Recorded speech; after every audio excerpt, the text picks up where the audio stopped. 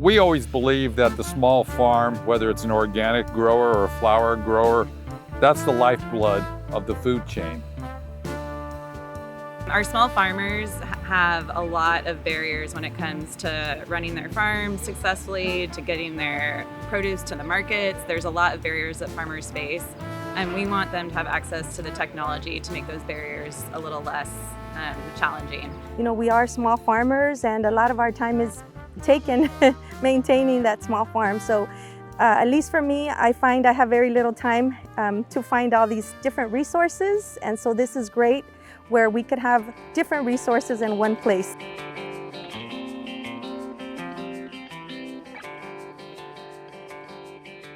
Appropriate technology is kind of a complex word because one size does not fit all the farms. Even if you talk about small farms, we have very diverse group of farms. Our small farmers in California that we're working with, they need equipment that's a lot of times for smaller acreage, row crops, different things, where some of these big farms have really big, expensive equipment that don't apply to the small farm at all.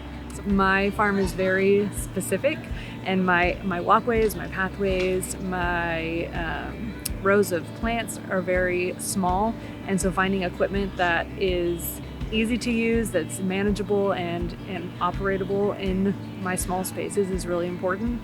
Otherwise it's just me and a shovel. So this was really informative for me, and I think they had a lot of good things going for them.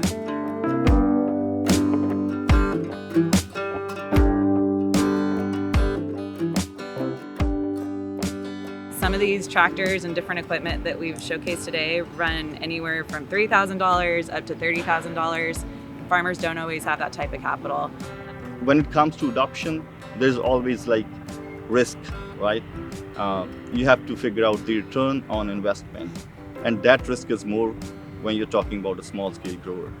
So with this kind of event, we want to build some capacity for the small growers to try out these new technologies without any risk. And then figure out if there's a way to connect grant funds or even maybe some subsidized loan programs to allow these farmers to be able to afford this equipment.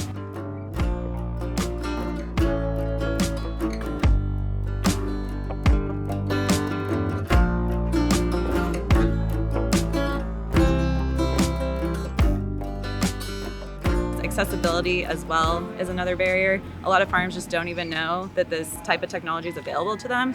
So we're here to introduce them to that technology, to show them how it works, and for them to let us know if this technology can indeed help them.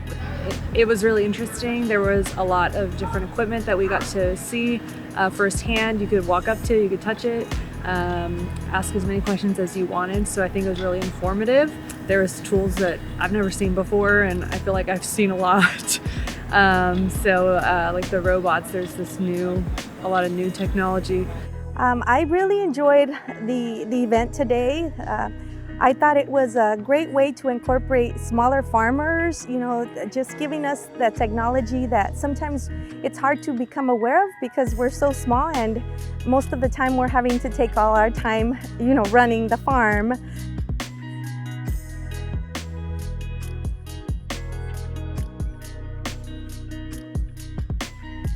Community Alliance of Family Farmers held one of these expos back in 2019. This is the first time we've been able to hold a Small Farm Tech Expo since COVID, and we're really excited to get it back out into the fields for farmers to come see what technology we have to showcase to them.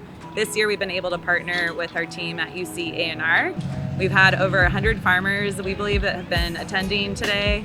We've had nearly 20 different tools and technology and software that we've highlighted to the farmers who have attended. We're really excited for this collaboration with our UC partners and under the F3 grant program.